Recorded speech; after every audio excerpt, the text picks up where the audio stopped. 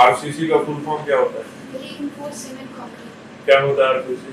Sir RCC में cement और concrete का पेस्ट होता है और उसमें हम सरिया डालते हैं, आयरन रॉड डालते हैं, जिसकी वजह से वो आरसीसी कहलाता है। मतलब ईंट होती, छोटी छोटी गिट्टी होती हैं, बालू होता है, सीमेंट होता है, उनका मिक्सचर, उनको कंक्रीट कहा जाता है और सरिया डाल देने से वो रीइंफोर्स हो जाती है। आजकल एक नया टर्म सुनने में आया है, M1 टेक्नोलॉजी, जो बिल्डिंग कंस्ट्रक्शंस में यूज होता है। सर इसके बारे में बताइए।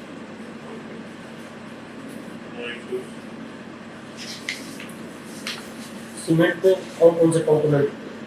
Sir silica, lime, alumina, ferrous, iron जो कि कलर देता है, और बाकी मैग्नीशियम होता है लेकिन वो बहुत कम अमाउंट में। यहाँ ये बताइए ग्रेजुएटी क्या है? सर ग्रेजुएटी किसी कंपनी में अगर आप लंबे समय तक काम कर रहे हैं तो एक एम्प्लॉयर की तरफ से गिफ्ट की तरह होता है। पीएफ? सर पीएफ एक ऐसा अकाउंट होता है जो लोगों से भविष्य की ज़रूरतों के लिए बचत करवाता है। ये 4 तरीके के हो सकते हैं, जैसे EPF employees provident fund, GPF general provident fund, PPF public provident fund and PPF voluntary provident fund. Strike क्या होता है? अगर जो कर्मचारी होते हैं या श्रमिक होते हैं, उनकी अगर मूल रूप से उनकी अगर सेवाओं में कोई प्रॉब्लम होती है या उनको काम करने में कोई समस्या होती है, तो टेम्पररी स्थिति में, टेम्पररी समय के लिए अगर काम को रोक दिया जाए तो उसे स्ट्राइक कहते हैं। सीआरएफ के बारे में कुछ बताइए। Cash reserve district. Strike legal होता है या इलीगल होता है? सर अगर प्रोसीजर से किया जाए तो लीगल होता है। कौन सा प्रोसीजर से? कौन सा सर- लीगल राइट है ये? मतलब लीगल राइट है तो कौन सा है? ये कॉन्स्टिट्यूशनल राइट है?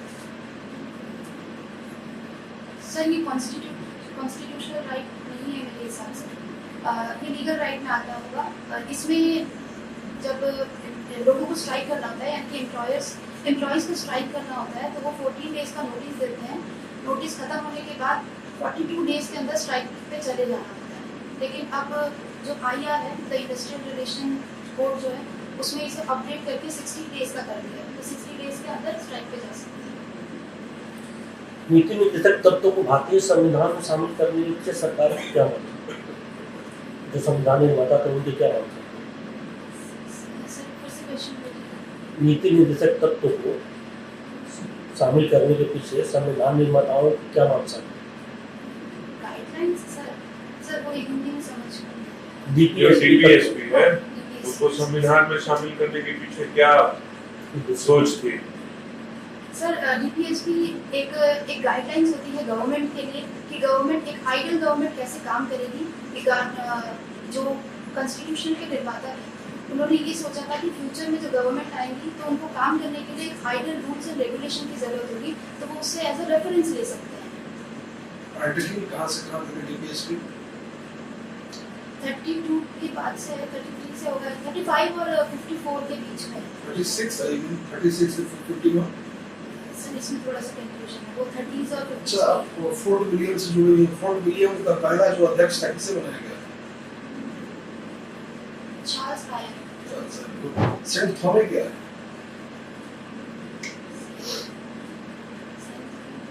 चर्च वहाँ पर एक चर्च है।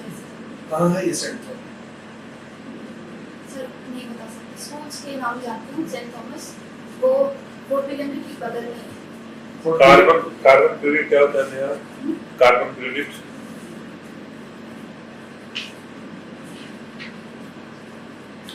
इकोलॉजिकल फुटप्रिंट क्या होता है? इकोलॉजिकल फुटप्रिंट सर ये एजिंग से रिलेटेड है शायद। किसी भी मटेरियल की एजिंग देखने के लिए कि उसका कितना एज हो गया है उसके लिए तो कार्बन डेटिंग है ना। मॉन्ट्रियल प्रोटोकॉल क्या है?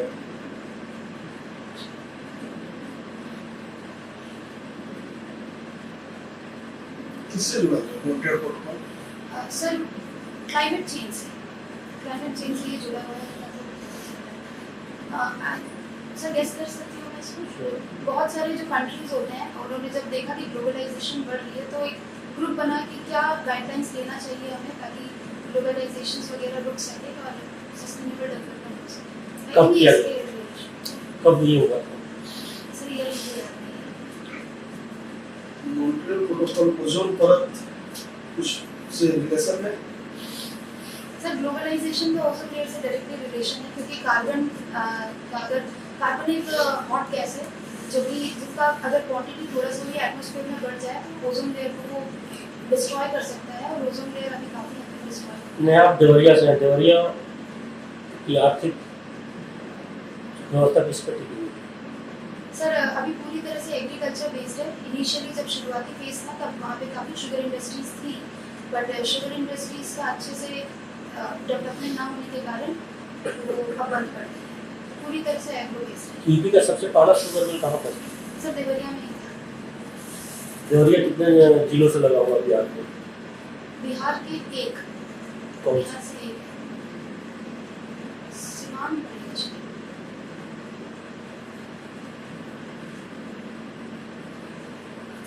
चलो ये बताइए कि सिविल इंजीनियरिंग पे लिखी गई प्राचीन भारतीय किताब जिसमें सिविल इंजीनियरिंग का जिक्र किया गया है।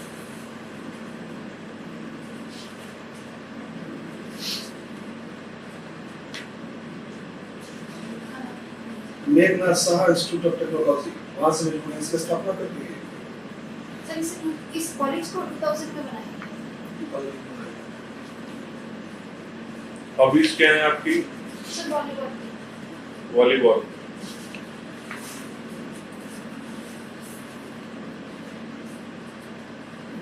वॉलीबॉल फेडरेशन के अध्यक्ष कौन है?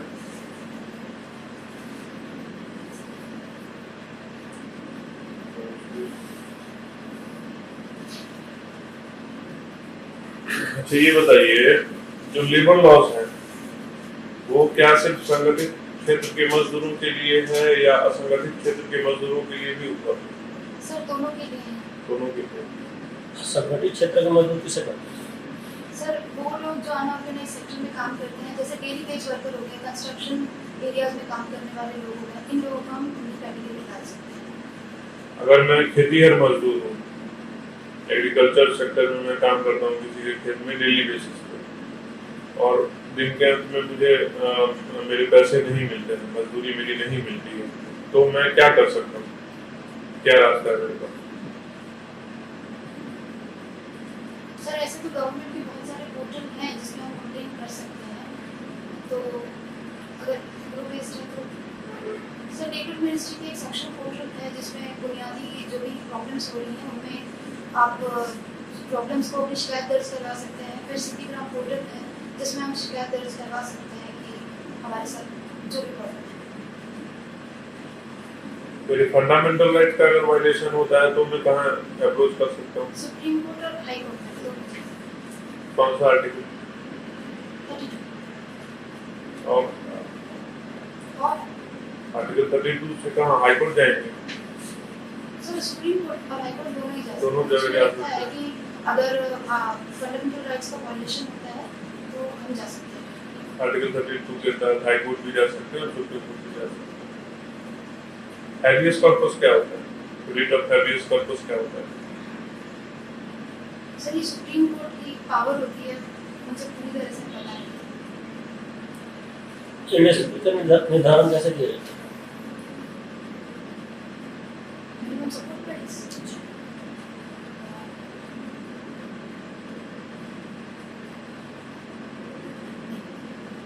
एग्जैक्टली क्या नहीं है, सर गेस कर सकते हैं।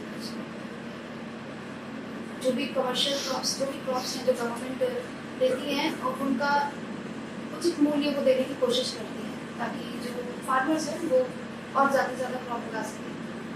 एनबीएफसी किसको बोलते हैं? NBFC non banking financial corporations क्या होते हैं? Small finance non banking. Sir ये वो ऑर्गेनाइजेशंस होते हैं जो कि लोन प्रोवाइड करते हैं, फाइनेंशियल सपोर्ट प्रोवाइड करते हैं, लेकिन ये बैंकिंग सिस्टम से थोड़ा सा अलग है। इनको रेगुलेट कौन सी बॉडी करती है? आरबीआई करती है या सेबी करती है?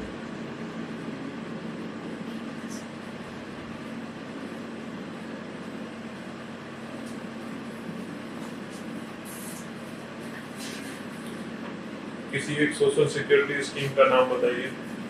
Maternity benefit act of 1961। क्या प्रोविजन है इसमें, कितने दिन की छुट्टी अलाउड है? टोटल 26 वीक्स की छुट्टी अलाउड है।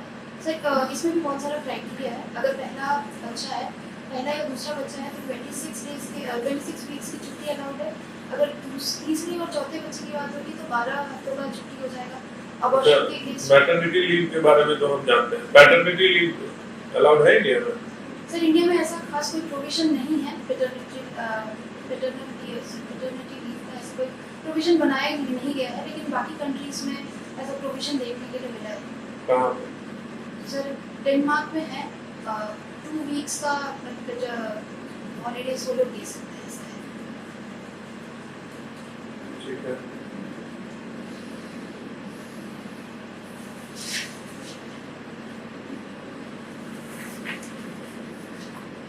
देवरिया का कोई ऐतिहासिक महत्व? सर देवरिया 2 चीज़ों के लिए प्रसिद्ध है, एक देवरिया काका और एक राम प्रसाद बिस्मिल का समाधि है वहाँ पर।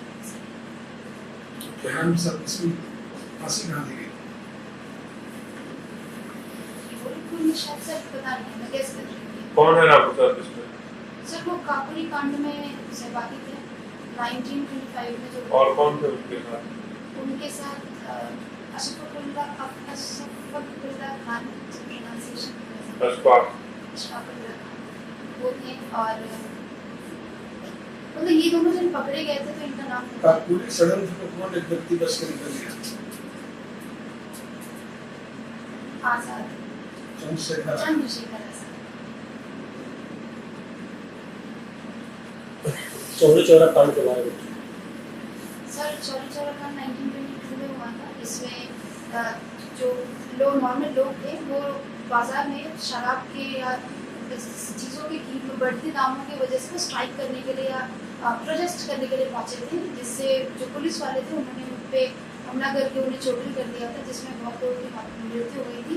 तो नेक्स्ट डे या फिर कुछ दिन बाद जो लोकल्स थे उन्होंने पुलिस स्टेशन पे अटैक कर दिया था, जिसके बाद पुलिस स्टेशन में आग लगा दी गई थी और नॉन कोऑपरेशन मूवमेंट को बंद करना पड़ा। चौरा चौरी कांड को किसने कहा कि ये हिमालय जैसी गंभीर भूल है?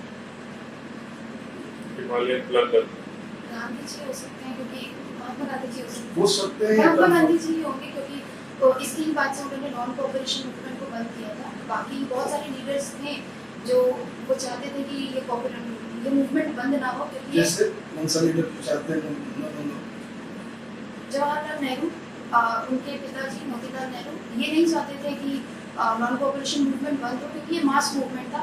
प्लस काकोरी कांड में जो लोग इन्वॉल्व थे वो लोग भी नहीं चाहते, मतलब एक्सट्रीमिस्ट जो लोग थे वो नहीं चाहते थे कि ये मूवमेंट उठे, क्योंकि एक पूरे एक मास लेवल पे ये मूवमेंट को शुरू किया गया था। इस मास मूवमेंट की खासियत क्या थी? ऐसा कौन सा इंडियन कम्युनिटी, इंडियन सोसाइटी के लोग थे, ऐसा कौन सा कम्युनिटी ग्रुप था जो पहली बार इस आंदोलन में जुड़ा, जो इससे पहले के किसी आंदोलन में जुड़ा नहीं? मिडिल क्लास लोग, एजुकेटेड लोग, जो मिडिल भी क्लास लोग तो पहले भी जुड़ चुके थे, एजुकेटेड लोग तो पहले भी। क्लास लोग थे जो पहली बार इसमें जुड़े हुए थे। उन्होंने यूनिवर्सिटीज छोड़ दी थी, उन्होंने अपने जॉब्स छोड़ दिए थे, जो वकील थे उन्होंने वकालत छोड़ दी थी। तो जो वर्किंग क्लास थे वो ये तो 1906 में भी ऐसा कुछ हुआ था।